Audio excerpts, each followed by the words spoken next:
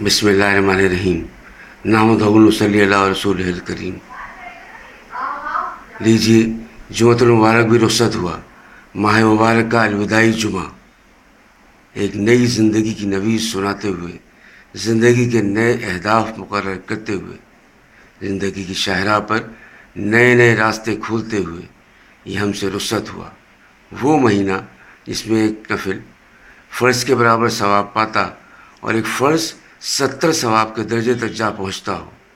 یوں سمجھیے کہ لوہا سونے کے داموں اور تولہ بھر سونا من بھر سونے کے داموں میں بکتا ہو، تو پھر اس دن کی جانے والی مستحب نیکیوں اور نفل عبادت پر ہی کیا کچھ نہ ملتا ہوگا، جبکہ فرائض و واجبات پر ملنے والے اجر و ثواب کی نہ تو حد ہے اور نہ حساب۔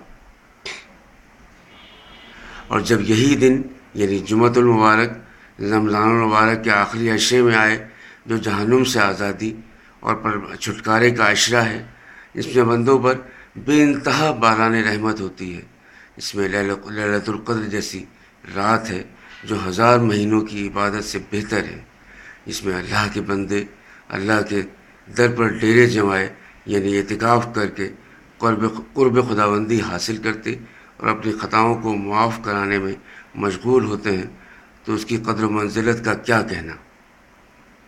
گویا یہ دن پورے ایک ہفتے کی عید ہے۔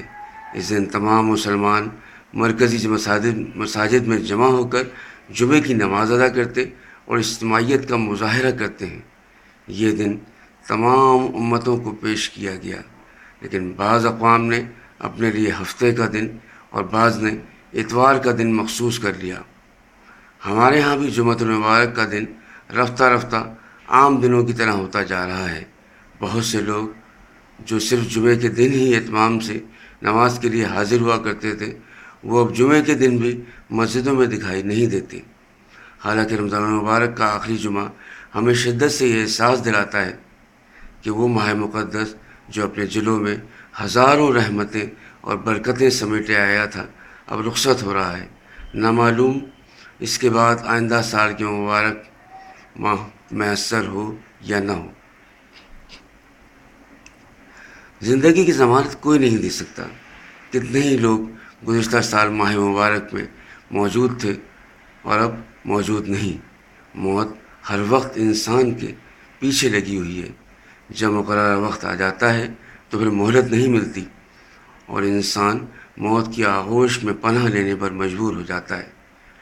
پھر اس کا عمل منقطع ہو جاتا ہے، وہ اپنے کوئی نیک کام انجام نہیں دے سکتا۔ ہاں، جس نے ایسے نیک اعمال کی انجام دیے جو اس کے لیے صدقہ جاریہ ہوں، تو ان کا ثواب مرنے کے بعد بھی اسے ملتا رہے گا۔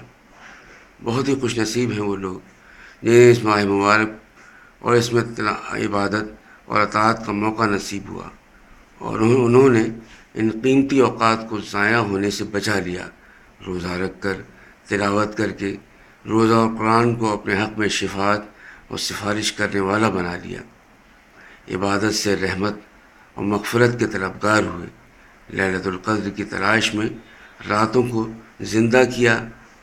تو اب یہ مہینہ جس میں فرض کا ثواب 70 فرضوں کے برابر اور نفل کا ثواب فرض کے برابر ملتا ہے، جس میں اطاعت اور عبادت کی توفیق نصیب ہوتی ہے، جس میں سرکش شیاطین کو قید کر دیا جاتا ہے اور ندا دینے والا اپنے رب کی طرف سے ندا دیتا ہے کہ اے خیر کے طلبگار آگے بڑھ اور اے صبر کے چاہنے والے پیچھے ہٹ جا۔ جو صبر اور خیر خواہی کا مہینہ ہے، یہ رخصت ہو رہا ہے۔ یہ آخری لمحات اور خصوصاً آخری جمعہ ہمیں یہ احساس دلاتا ہے کہ اپنا محاسبہ کرو اور اپنے اعمال کا جائزہ لو کہ اس مہینے میں کیا کمایا، کیا گنوایا، اللہ کی رضامندی حاصل کی یا اس بد دعا کے مصداق بنے جس میں حضرت جبرائیل علیہ السلام نے اس شخص کو ہلاکت اور تباہی کی بد دعا دی جو رمضان المبارک کا مہینہ پائے اور اپنی مغفرت نہ کرائے، اور حضور اکرم صلی اللہ علیہ وسلم نے اس پر آمین کہی۔ جمعۃ الوداع میں جمعے کی نماز کے روح پرور اجتماعات میں عالم اسلام کے اتحاد اور فلسطین اور کشمیر کے مظلوم مسلمانوں کے لیے دعائیں کی گئیں۔